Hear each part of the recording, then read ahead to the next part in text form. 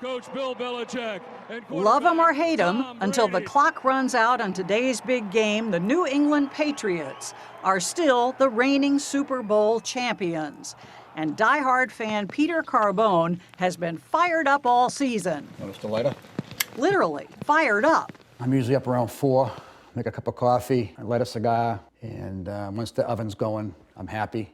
That's a 6,000-pound wood-burning pizza oven, emblazoned with the logo of his beloved Patriots. Now we'll get the oven floor between 650 and 800 degrees. Should be perfect. Perfect and portable.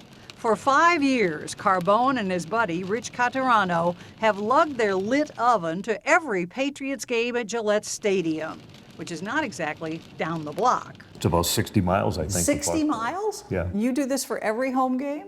Yes, in the playoff games, yeah. Like obsessed mailmen, nothing deters them from their appointed rounds. Now, it is pouring outside. It's 38 degrees. Does that put a damper on this at all? We're actually pleased with the weather today because it could wind. be a lot worse. And for them, nothing's better than this party in the parking lot. Game? What game? They've still got 4 hours to kill. An honorary fan? Yeah, you are. We're starting with chicken wings, Okay. pizza throughout the day. Yeah. We have a raw bar, so we're going to be doing some fresh shucked oysters, lobster, shrimp. I have this feeling that you go through your week being normal, successful businessmen, and then on the weekends, blah. On the weekends, all hell breaks Yeah. loose, right? Look at that. Awesome.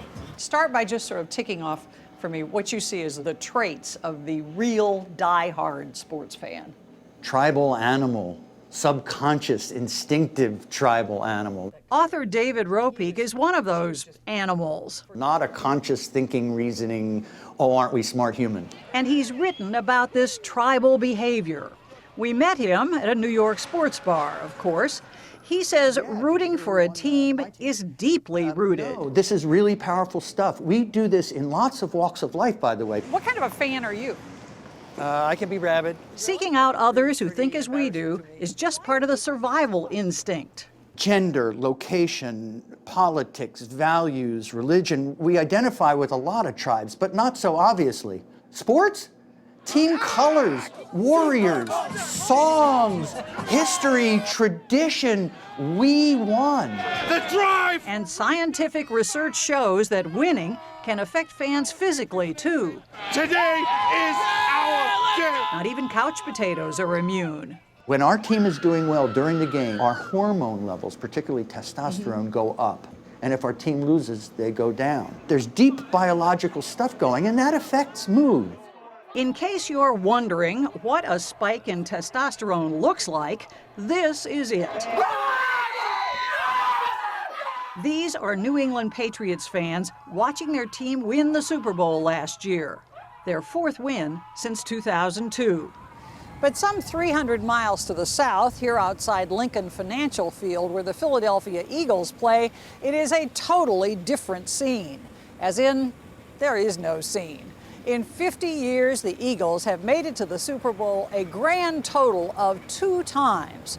And both times, sadly, they've lost. How deep is your love for the Philadelphia Eagles? It is a deep, abiding, unconditional love. So Sunday isn't a normal day for me during the football season. But attorney Ellen Santor calls it an abusive relationship, given the Eagles' history. What is game day like for you? Well, there's a lot of hope in the morning. Really a lot of hope. Then at the end of the day, I find myself at the bottom of a bag of Cheetos. Like, where did my day go? What's wrong with my life? And yet, she seems happy being unhappy. What about switching to some other team that wins occasionally? It sounds reasonable when you say it that way. You can't even get your head around it. Never. I couldn't look myself in the mirror. No. When she looks in the mirror on game day, she sees a grown woman decked out head to toe in Eagles earrings, an Eagles hair scrunchie from high school, and an Eagles jersey that she's been wearing since her daughter Scout was born 11 years ago. There was a game that night. I was fortunate enough to have a hospital that was accommodating and had a TV in the room so we could watch the game while she was being born. You didn't. Does your daughter realize that she was competing with the Eagles that day? She does. She has some resentment there. Today, Scout seems philosophical. What happens on game day? She watches the Eagles and then they lose. That's it? What kind of mood is she in? She's not in a good mood. She has lots of company. A new CBS News poll finds nearly 4 out of 10 sports fans say they too get depressed when their team loses.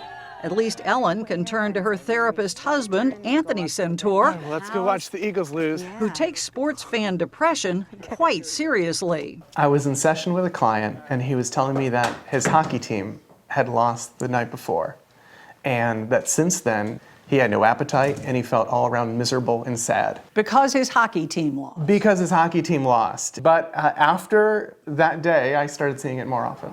He says fans generally recover in a few days or weeks, and some just resort to denial. Author David Ropeek. Research shows that after your team does well, you say, "We won," first person. "We won the championship." You watch, dude.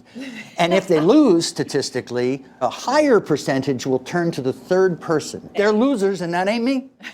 So this is Super Bowl Sunday. What advice do you have for diehard fans? Half of them are going to lose. One thing about these games is they're really emotionally charged. The networks do a great job of making every one of these games seem like the most important thing that has ever happened in the history of mankind. But even if your team loses, 99.9% of the things in your life are still unchanged, and it's going to be okay.